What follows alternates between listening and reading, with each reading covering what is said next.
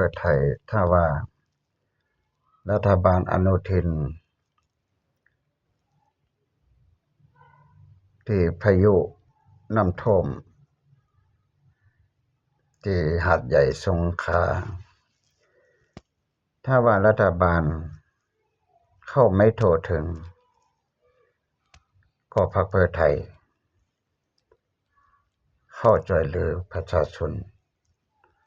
ทางหาดใหญ่สงขลาเต็มที่เลย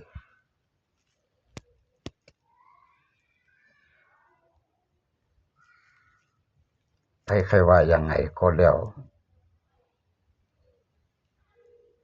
ช่วยเหลือประชาชน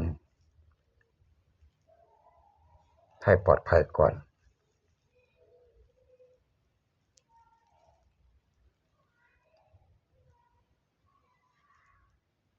พรรคเพื่อไทยรัฐบาลอนุทินเข้าไม่โทรถึงประชาชนตามหาดใหญ่สงขลา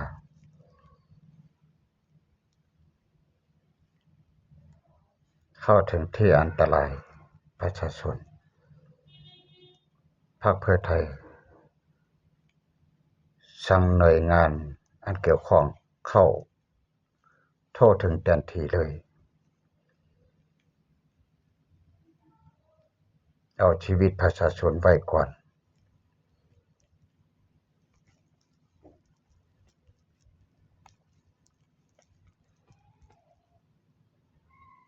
ชีวิตมันสำคัญที่สุด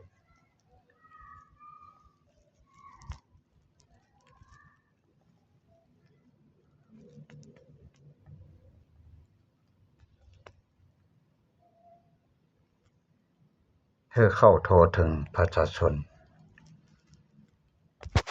หลายล้านคนตกอยู่ที่อันตรายขาดน้ำขาดไฟขาดยาขาดอาหาร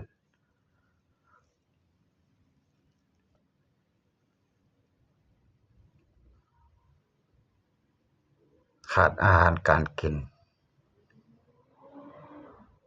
ขาดน้ำขาดไฟ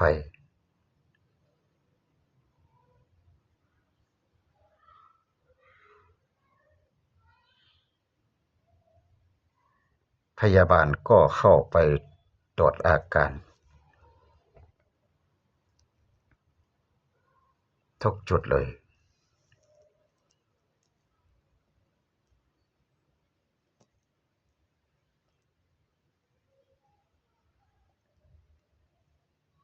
ถ้าว่าปล่อย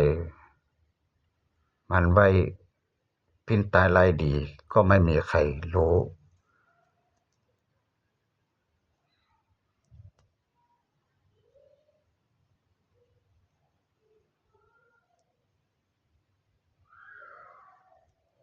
หน่วยงานที่เกี่ยวข้อง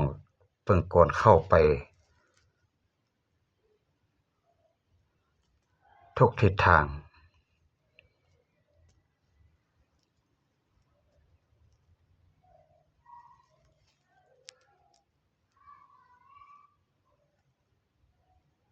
บางทีก็ขาดข้าวขาดน้ำดื่มเสบียงอาหารก็ยังไม่เข้าไปโทรถึง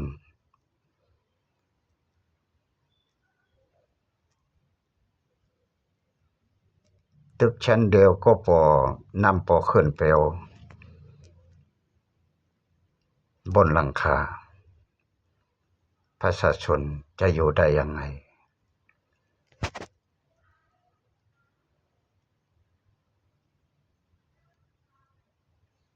ถ้าว่าไม่เข้าไปเอาชีวิตประชาชนออกมา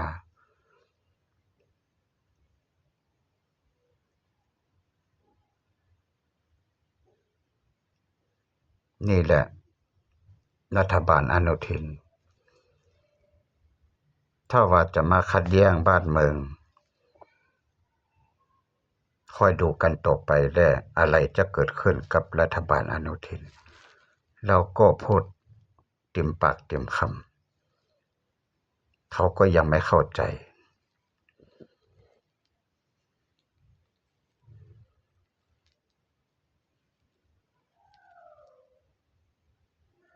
ไม่ต้องปิดบังไม่ต้องรับเลียงเราสื่อสารไปก็ไม่ต้องเอาไปปิดบังและขายด้อยขายกินขายจืดเสียงจักรวาลเรานี่ไม่ว่าอะไรแต่ว่าผู้คุ้มครองเราไม่พอใจพญานาคราชคนเอ็นคนผมองค์ศักดิ์สิทธิ์จอมเหล่าเพชรทุกยอมยาถ้าว่าพูดดีก็เป็นดีไปถ้าว่าเราไม่พูดไม่ดีก็มันเป็นไม่ดีไปเราก็ว่าคอยดูอนุทินจะแก้วิกฤตบ้านเมืองได้ยังไงเราคอยดูต่อไปอะไรจะเกิดขึ้นกับรัฐบาลอนุทินเราก็พูดติ่มปากติ่มคำจะมาเสนเสชางปิดบังเขาไม่ด้วยตามคำพูดเรา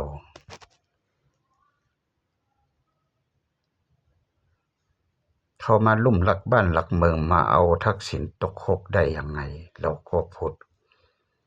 ไม่ควรเอาทักษิณตกคุกคนผิดขึ้นไม่ตกคุกไม่เอาคนผิดคนไม่ผิดตกคุกเขาทำได้ยังไงแบบนี้แหละเป็นอันตรายเชื่อก็เชื่อไม่เชื่อก็คอยดูกันต่อไปเราก็พูดเขาก็ไม่เชื่อคำพูดเรา